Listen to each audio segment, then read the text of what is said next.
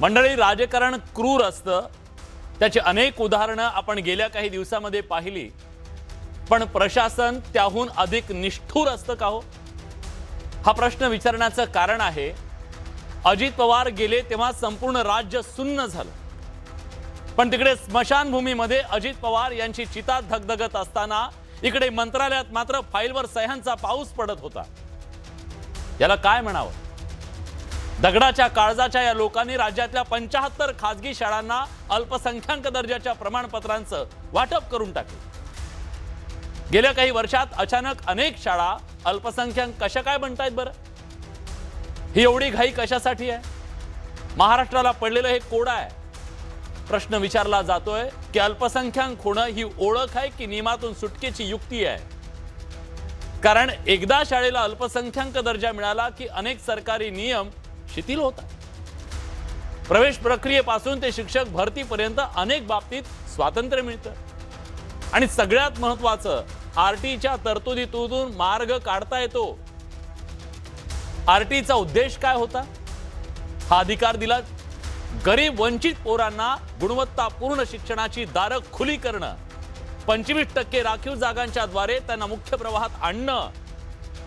पण जर शाळाच अल्पसंख्याक दर्जाच्या आडून या तरतुदींना बगल देत असतील तर हा कायद्याचा पराभव नाही का? खासगी शाळांचं हे अचानक अल्पसंख्याक होणं हे मोठं रॅकेट असल्याचा आरोप होतोय. यात अधिकारी, दलाल आणि शिक्षण संस्था चालकांची एक मोठी साखळी असल्याचं सांगितलं जात आहे, ज्यांना ना कायद्याची भीती ना नीतिमत्तेची चाड उरली का? ज्यांनी शिक्षणासारख्या पवित्र क्षेत्राचा बाजार मांडलाय का? बाजार. सरकारलाही हेच हवंय का? आरटीची मुलं घेतल्यावर सरकारकडून मिळणारा पैसा एकतर उशिरा मिळतो किंवा तो मिळतच नाही. शेकडो कोटींची देणी बाकी आहेत कोरोनापासून. हे लोक दारावर येऊन धडका मारतायत, देत नाहीत पैसे. त्यामुळे शाळांना अल्पसंख्याक करण्यात कुणाकुणाचं हित आहे हे महाराष्ट्राच्या समोर एकदा यायला हवं.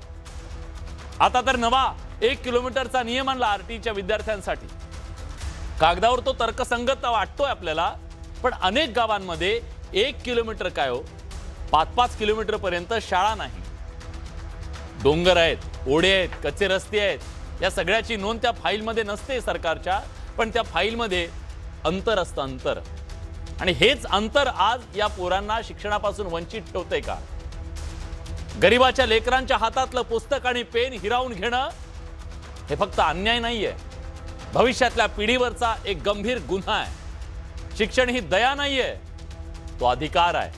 आणि अधिकार नाकारणं म्हणजे संविधानाच्या आत्म्यावरचा सगळ्यात मोठा घाव आहे.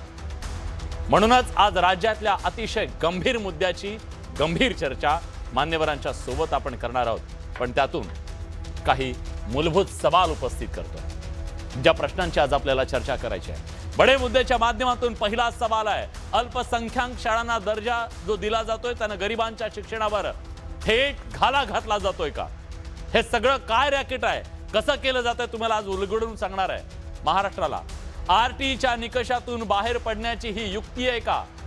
ह्या अल्पसंख्याक उगाच होत नाहीयेत, त्याच्या मागे खूप मोठा अर्थकारण आहे. आणि म्हणून आरटीतून जो अधिकार मिळाला, प्रमाणपत्र दिलेल्या शाळा खरोखरच अल्पसंख्याक आहेत का? निकष काय आहे ते एकदा कळू द्या ना. 1-2 लोक बॉडीवरती घेतले, झालात तुम्ही लगेच अल्पसंख्याक. मग विद्यार्थी किती अल्पसंख्याक? ही पळवाट आहे का, युक्ती आहे का? दुखवट्यात फाईल क्लिअर, अर्थपूर्ण कार्यक्षमता. सगळा महाराष्ट्र दुःखामध्ये. ह्यांना दुःख बिक्क काय दुखवट्याचं नाही का? एवढी घाई काय होती का? एका एवढ्या कमी काळामध्ये 75 फाईल बाजूला केल्या गेल्या. अल्पसंख्याक दर्जा देणारं रॅकेट या राज्यात काम करतंय का? जो आरोप केला जातोय त्या तथ्य आहे का? अर्थपूर्ण व्यवहार याच्यामध्ये होत आहेत का? अनेक गंभीर सवाल आज आपण उपस्थित करणार आहोत. केवळ कुणीतरी सह्या केल्या आणि म्हणून त्यांना झोडपायचं असं नाहीये. पाणी खूप खोल आहे आणि त्या खोलात जाण्याचा आपण प्रयत्न करूया. आजच्या बडे मुद्द्याच्या माध्यमातून आपल्या सोबत मुंबई महानगरपालिकेच्या माजी शिक्षण समितीचे सदस्य शिवनाथ दराडे स्टुडिओत आहेत. खूप स्वागत आहे. राष्ट्रवादी काँग्रेसचे आमदार आपल्यासोबत इद्रिस नाईकवाडी आहेत. आमदार साहेब, स्वागत आहे तुमचं.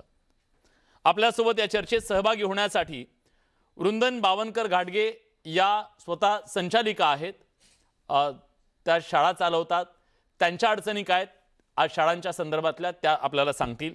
खूप स्वागत आहे. प्रदेश युवक काँग्रेसचे सरचिटणीस ज्यांनी ह्या सगळ्या प्रश्नाला वाचा फोडली ते अक्षय जैन सुद्धा आपल्यासोबत आहेत. अक्षयजी, तुमचंही स्वागत आहे. आणि या सगळ्याबद्दल जे विश्लेषण आहे त्याचं शैक्षणिक क्षेत्रात हा जो सगळा बाजार मांडला आहे त्याच्याबद्दल बोलण्यासाठी हेरम कुलकर्णी सर सुद्धा आपल्यासोबत आहेत, शिक्षण तज्ज्ञ. सर, तुमचं सुद्धा स्वागत आहे.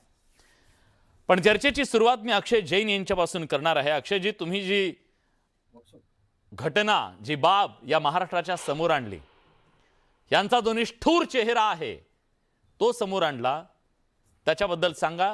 हे रॅकेट कसं काम करतंय आणि हे अल्पसंख्याक एका रात्रीत कसे काय व्हायला लागले? काय गौडमंगाल काय याच्या मागचं कोड आहे महाराष्ट्राला? जरा उलगडून सांगा.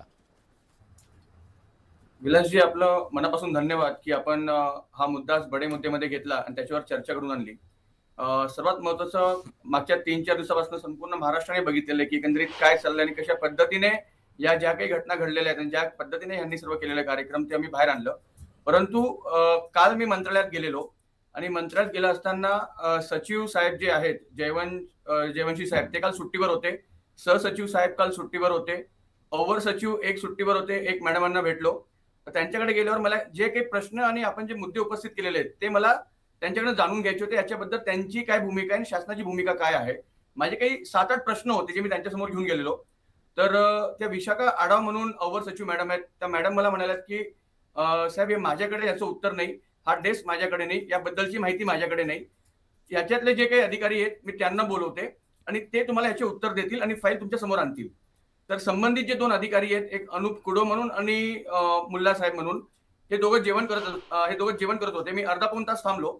अर्ध्या पाऊण तासानंतर परत त्या मॅडमला म्हटलं, मॅडम वेळ होते, तुम्ही एकदा त्यांना विचारा किती वेळ लागेल. परत त्यांनी पिऊनला बोलवलं. म्हटलं, मॅडम ते हात धुवायला गेलेले आहेत, वॉशरूमला गेलेले आहेत.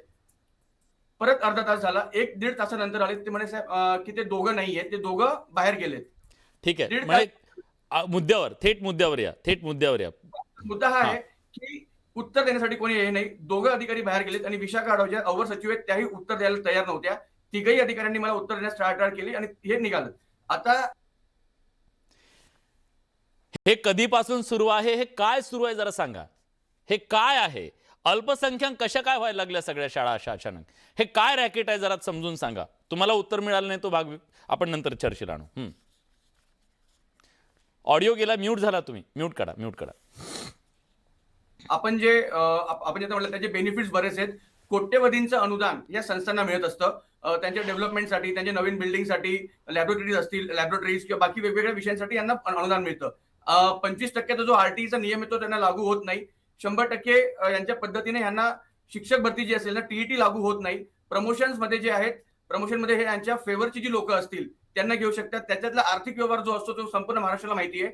त्यामुळे ह्याच्या सगळ्यात आपल्याला सूट मिळेल यासाठी हे सर्व माहिती महाराष्ट्राला सांगा. तुम्ही महाराष्ट्राला काय सगळं थोडं माहिती आहे, कळू द्या ना. काय घडतंय ते तुम्ही अभ्यास केला त्याच्यातला म्हणून विचारतोय तुम्हाला. रेट कळू द्या ना, सगळे रेट कळले पाहिजेत महाराष्ट्राला. साहेब, रेट काल रोहित पवारांनी याच्यावर स्टेटमेंट दिलं, रोहित दादांनी दिली की 20 ते 25 लाख रुपये प्रत्येक सर्टिफिकेटचे घेतलेले आहेत. एका दिवसात 75 सर्टिफिकेटला ऑनलाईन अप्रुव्हल दिलं जातं आणि 29, 30 आणि 2 तारखेला 75 सर्टिफिकेट दिले जातात. एकाच संस्थेच्या 25 शाळाला, पोद्दार इंटरनॅशनल स्कूल जे आहेत त्यांना 25 शाळांना एका दिवसात दिले. आणि माझ्याकडे एक धक्कादायक माहिती आता एक 15-20 मिनिटापूर्वी अशी आलेली आहे. ती अशी आहे की ऑगस्ट-सप्टेंबर महिन्यात, म्हणजे मे महिन्यामध्ये एक कन्नड तालुक्यातली म्हणजे संभाजीनगर जिल्ह्यातली एक शाळा आहे, त्यांनी अर्ज दिलेला की आम्हाला अल्पसंख्याक दर्जा हवा आहे. ते दर्जाचं प्रमाणपत्र वगैरे सर्व काही तयार झालेलं, परंतु यांचं पैशांवरनं काहीतरी बिनसलं आणि पैशांवरचं बिनसल्यामुळे परत त्यांना सर्टिफिकेट देण्यात आलेलं नाही. म्हणजे आर्थिक देवाणघेवाणमुळे हे सर्टिफिकेट थांबवलेले आणि मिळत नाही. तर आज ह्या सगळ्यातून सुविधा मिळवण्यासाठी हे केलं जातंय असं तुम्ही सांगताय. गंभीर आहे हे महाराष्ट्रात असं घडत असेल तर. पण शिवनाथजी, तुम्ही सांगा की हे प्रमाणपत्र कुणाला मिळतं? अल्पसंख्याक हा जो दर्जा आहे तो कुणाला मिळतो, कसा मिळतो, आणि आता ज्यांना दिलेला आहे ते याच्यात बसतात का, आणि ही कशी वाटमारी सुरू आहे? शासनाने 27 मे 2013 रोजी एक GR काढलेला आहे आणि त्याच्यामध्ये अतिशय क्षुल्लक तरतुदी आहे. विशिष्ट भाषिक अल्पसंख्याक म्हणून मान्यता घ्यायची असेल तर त्या संचालक मंडळाचं आधार कार्ड पाहिजे आणि तो त्या अल्पसंख्याक भाषेचा आहे असं त्या समाजाच्या एखाद्या संघटनेचं पत्र असेल तरी त्याला अल्पसंख्याक समजून त्या संस्थेला अल्पसंख्याक दर्जा दिला जातो आणि 100 रुपयाचा स्टॅम्प आहे. म्हणजे हा नियम आहे की पळवाट आहे? ही पळवाट आहे आणि या GR मधली एकदम लूज GR आहे किंवा अतिशय तकलादू GR आहे. हा रद्द करून स्ट्रॉंग GR काढला पाहिजे हे याच्यातून लक्षात येतं. या GRचा आधार घेऊन अनेक संस्था 2013 नंतर किती शाळा असतील बरं राज्यातल्या? मुंबईची आकडेवारी माझ्याकडे आहे, राज्याचा आकडेवारी अजून आलेली नाही. मुंबईत 1737 शाळांपैकी 945 शाळा या शिक्षण संस्था या अल्पसंख्याक झालेल्या ह्या अल्पसंख्याक कशा झाल्या? ह्या तर बहुसंख्याक झाल्या ना आता. म्हणजे ह्यांची संख्या एवढी वाढली आहे, ह्यांना अल्पसंख्याक कसं म्हणायचा हा सवाल आहे ना. हा विलासजी, मुंबईमध्ये मराठी शाळा आता अल्पसंख्याक आहे. 337 मराठी शाळा आहे आणि अल्पसंख्याक शाळा 945 आहे. 337 पैकी शासनाने आता आधी संच मान्यता दिली, त्याच्यापैकी 57 शाळा मराठी शाळांना 0 शिक्षक मंजूर केले.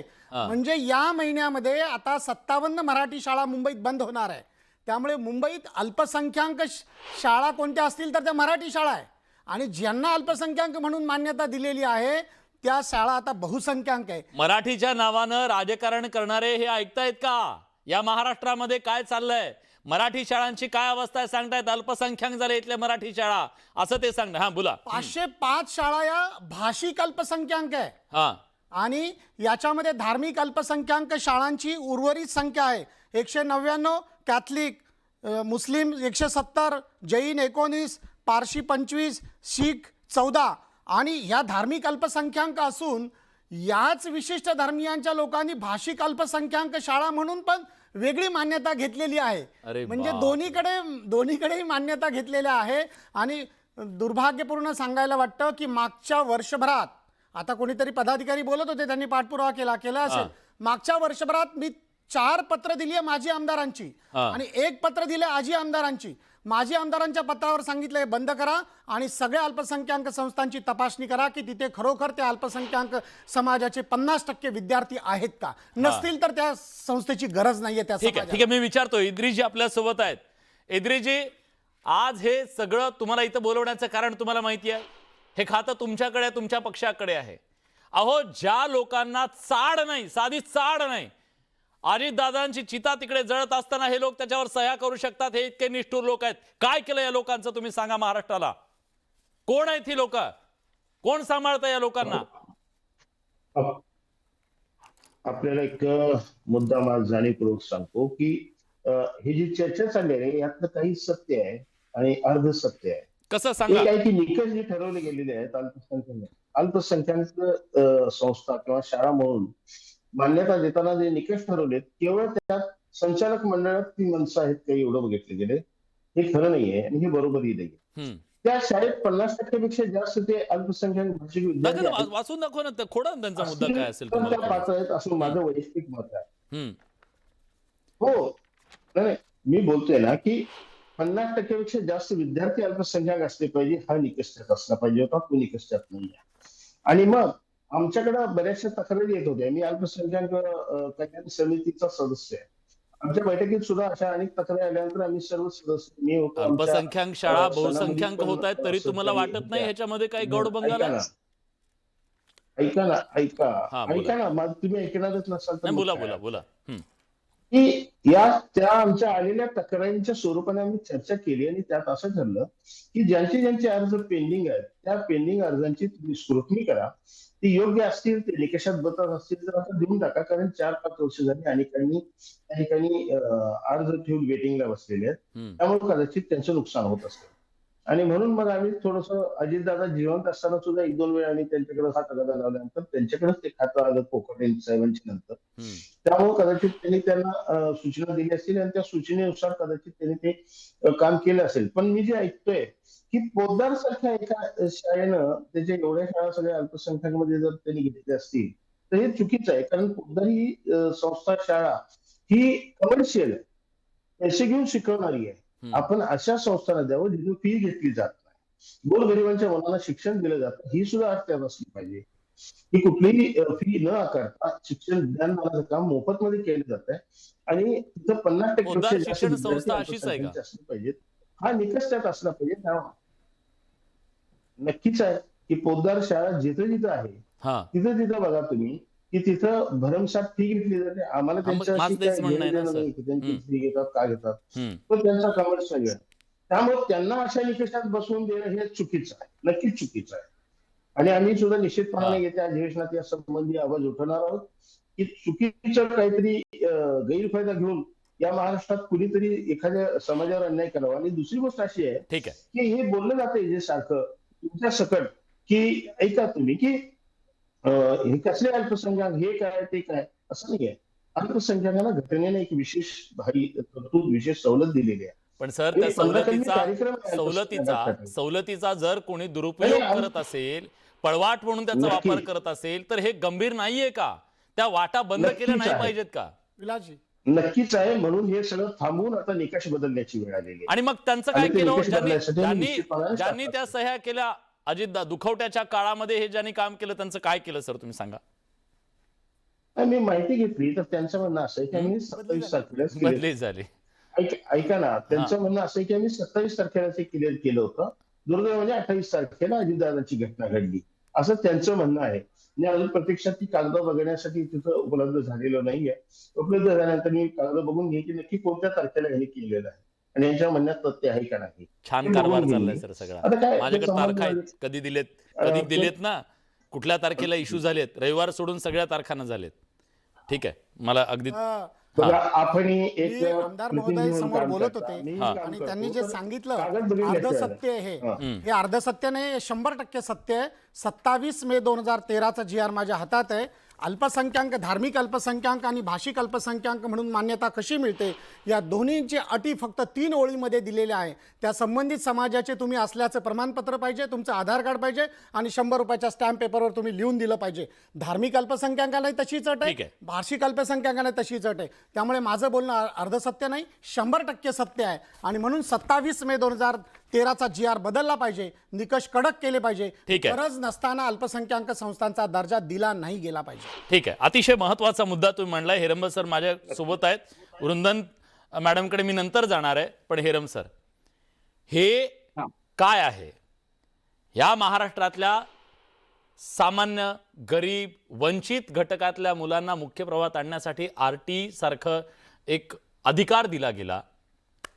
आज त्या अधिकाराची ही तर पायमल्ली झाली ना. हे काय सुरू आहे? बरोबर. म्हणजे स्वतःच्या मुलाच्या मृत्यूची बातमी आल्यानंतर कीर्तन चालू ठेवणारे कर्तव्यदक्ष गाडगेबाबा हे या महाराष्ट्रातलं उच्च स्तराचं उदाहरण होतं. तर आज अजितदादांच्या मृत्यूनंतर हा जो एक निचांक आपण महाराष्ट्रामध्ये पाहतो आहोत, RTचा फार यथायोग्य उल्लेख केला. मी आपल्याला आकडेवारीनुसार सांगतो की भारतामध्ये साधारणपणे 14 ते 15 हजार अल्पसंख्याक संस्था आहेत आणि त्यात 4,000 संस्था महाराष्ट्रामध्ये आहेत. म्हणजे जवळपास आपण जर पाहिलं तर महाराष्ट्राला एक अल्पसंख्याक झोन म्हणून जाहीर करावं की काय, अशी आजची परिस्थिती आहे. खरंय. सगळ्यात महत्वाची गोष्ट अशी की हे प्रमाण इतकं वाढतं आहे. म्हणजे एक पिंपरी चिंचवडचं उदाहरण मी आपल्याला देतो की 2021 साली पिंपरी चिंचवडमध्ये 90 अल्पसंख्याक शाळा होत्या. आज ती संख्या 125 झाली. 3 वर्षामध्ये 35 शाळा वाढल्या. इतके अल्पसंख्याक राहायला तिथे आले. कोकणी भाषिक याची एक अल्पसंख्याक शिक्षण संस्था पिंपरी चिंचवडमध्ये. हा काय प्रकारे, कुठून कोकणी आले तिथं? मुद्दा असा आहे की तुम्ही जो गरिबांचा उल्लेख केला तो मला फार महत्वाचा वाटतो की तुम्ही RTशी हा विषय लिंक केला, हे खूप महत्वाचं आहे. NCPCR नावाची राष्ट्रीय बालक संरक्षण समिती देश पातळीवर असते.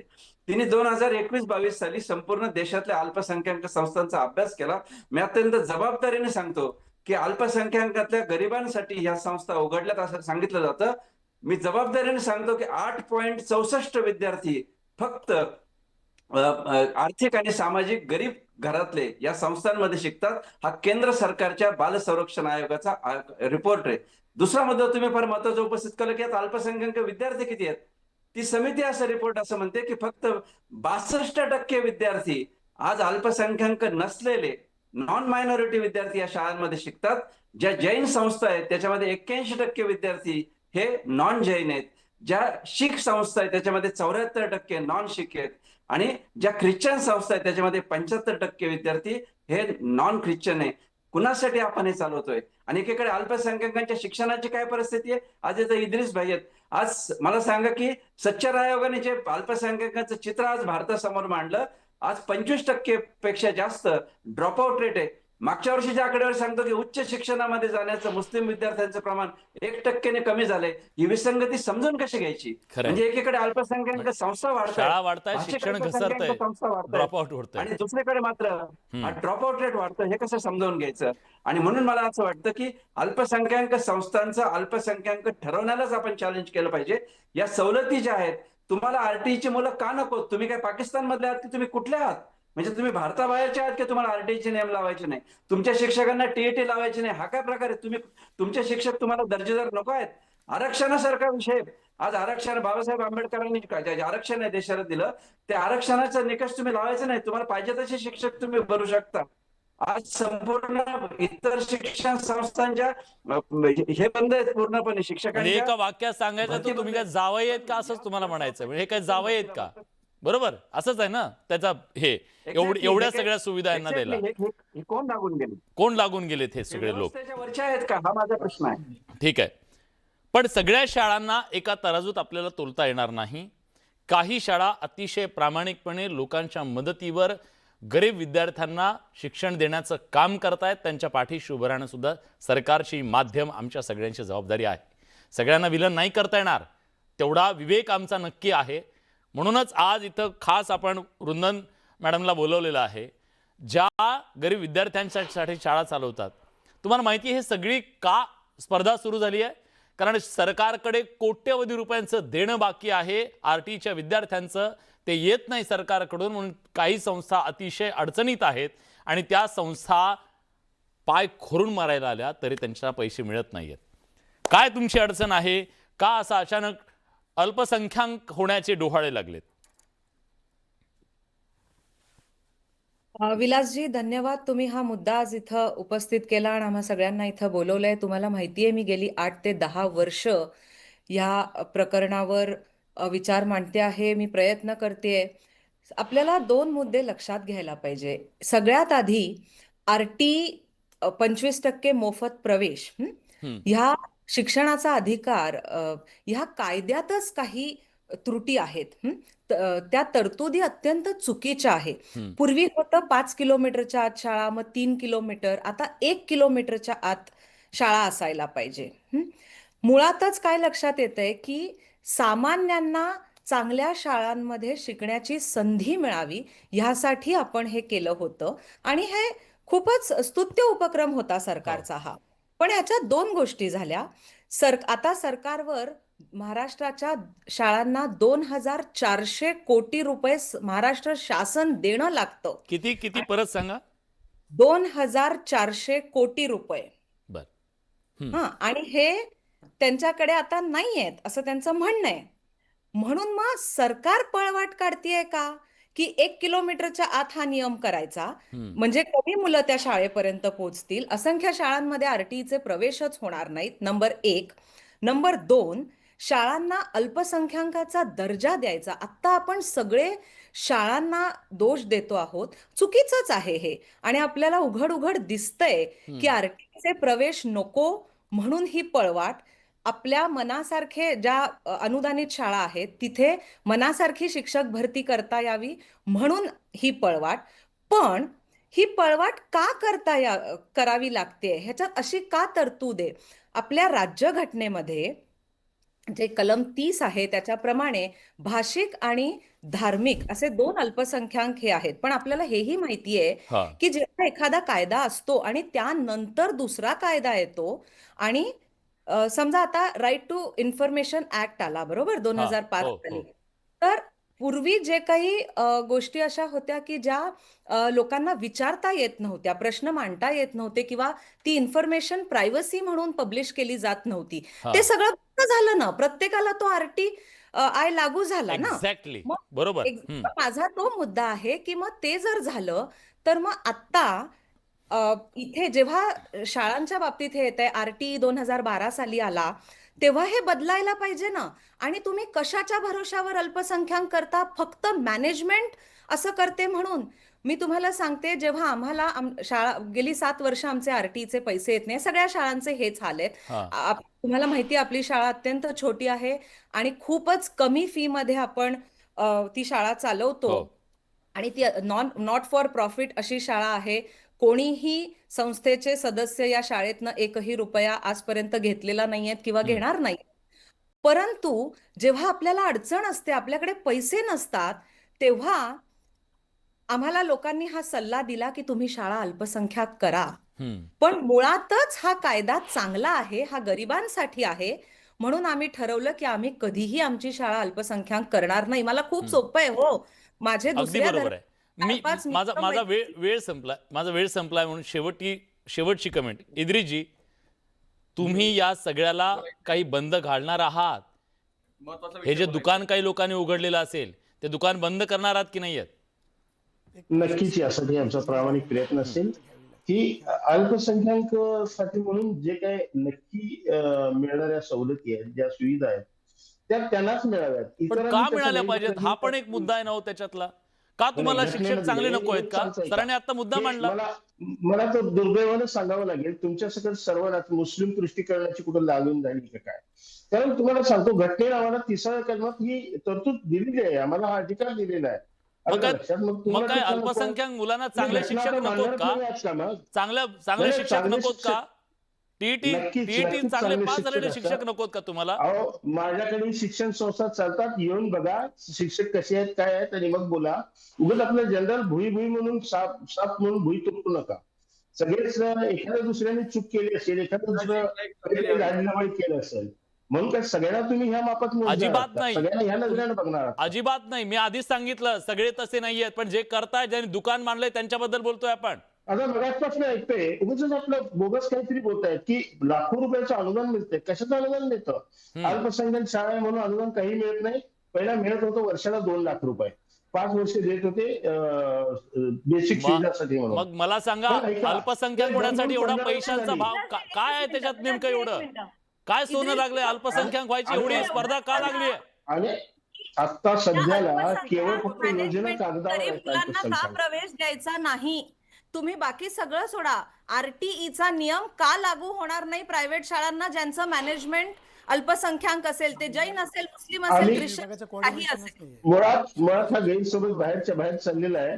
मी संस्था चालवतो, माझ्याकडेही आरटीई मधनं जर मुलं आली तर मी घेणार प्रवेश, कारण गरीब मुलांना शिक्षण देणं हेच आमचं काम आहे, कर्तव्य आमचं. अहो इद्रिसजी, वैयक्तिक तुमच्याबद्दलची चर्चा नाहीये चालू इथं. महाराष्ट्राच्या बद्दलची चर्चा चालू आहे. आणि का कुठल्याही अल्पसंख्याक संस्थेनं अशी मागणी केलेली नाही की आरटी मधनं मुलं आम्हाला देऊ नका. दिले जातात की नाही ते सांगा. असेल तर दिले दाखवा. जातात की नाही ते सांगा. कोर्टामध्ये गेले आमच्याकडे येतच नाहीये आरटी मधनं. आमच्याकडं माझ्या ज्युनियर कॉलेजला मुलं येतात, मी घेतो त्यांना.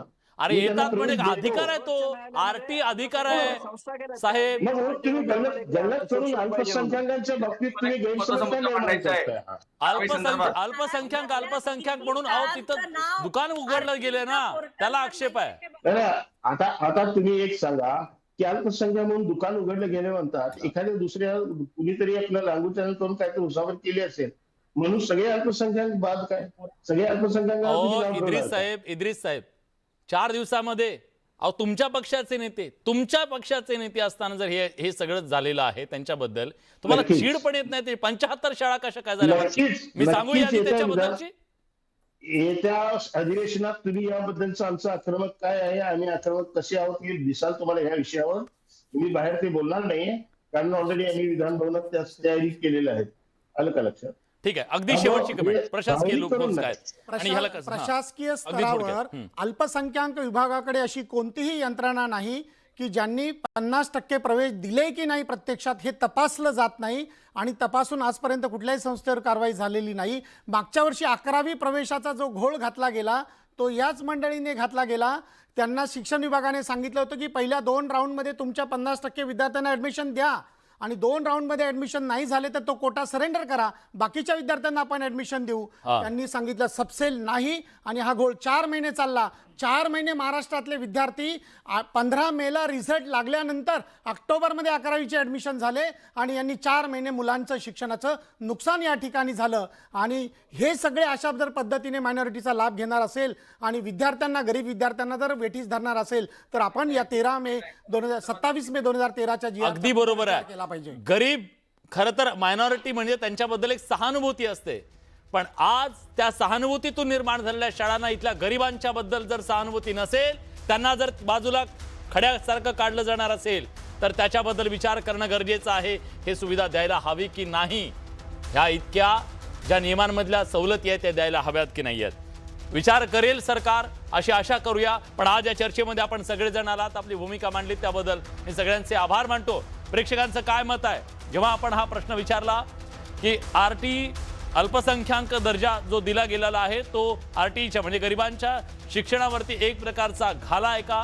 बघा प्रेक्षकांचं काय म्हणणं आहे. 92% प्रेक्षक म्हणतात होय, हा गरिबांच्या शिक्षणाच्या हक्कावरती, अधिकारावरती घाला आहे. 8% लोक नाही म्हणतायत. आशा करूया की त्यांचं दप्तर आणि खडू पेन काढून घेणाऱ्यांना जरब बस. बडे मुद्देच्या आजच्या चर्चेत आपण इथेच थांबतोय. धन्यवाद.